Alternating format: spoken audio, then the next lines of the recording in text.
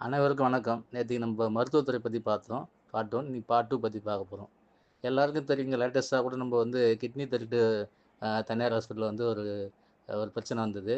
அதேபோல பார்த்தீங்கன்னா, மகப்பேறு காலத்துல வந்து பெண்கள் வந்து ஹாஸ்பிட்டலுக்கு போ சொல்ல, அது வந்து நார்மல் டெலிவரி தான் இருக்கும். ஆனா வந்து அவங்களுக்கே தெரியாது. சிசேரியன் பண்ணா தான் குழந்தை நல்லபடியா பொறக்க முடியும்னு சொல்லுவாங்க.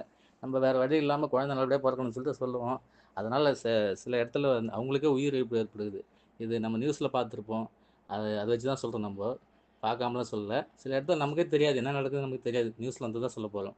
பெண் டாக்டர் பார்த்தீங்கன்னா, நைட் டியூட்டி போ சொல்ல சில பிரச்சனைலாம் வந்திருக்குது. அதுவும் நம்ம பார்த்துருக்கோம் நியூஸ்ல. இதெல்லாம் தடுக்கணும்னா அரசால மட்டும் தாங்க முடியும். அரசு மனசு வச்சா தான் இதெல்லாம் மாத்தி, எல்லா இடத்துலயும் வந்து அரசு மருத்துவமனைகள உருவாக்கி, நல்ல சிகிச்சை அதாவது இலவசம் வேணாங்க. அது அது சிகிச்சைக்கு ஏத்த கட்டணத்த நிர்ணயித்து, அது வந்து ஒரு பாதுகாப்புடன், ஒரு அலட்சியமா பண்ணிட்டு இருக்காங்க இல்லைங்களா? இப்போ தனியார் அரசு பண்ண அலட்சியத்தால தான் உயிர் போதுங்க. உயிர்னா எல்லா எல்லா உயிரும் ஒண்ணுதாங்க.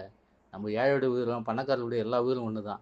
அதனால எல்லா இடத்துக்கும் சிட்டிக்குள்ள பார்த்தீங்கன்னா, அ சிட்டிக்குள்ளயாவது ஓரளவு ஹாஸ்பிட்டல் இருக்குது. ஆனா கிராமத்தில வந்து ஏதோ ஒரு பிரச்சனைன்னா, அங்கருந்து பெரிய ஹாஸ்பிட்டல் போறதுக்கு 20 கிலோமீட்டர், 30 கிலோமீட்டர் இருக்குங்க. அதுக்குள்ள பார்த்தீங்கன்னா, அவருக்கு என்ன ஆகும்னு தெரியாது.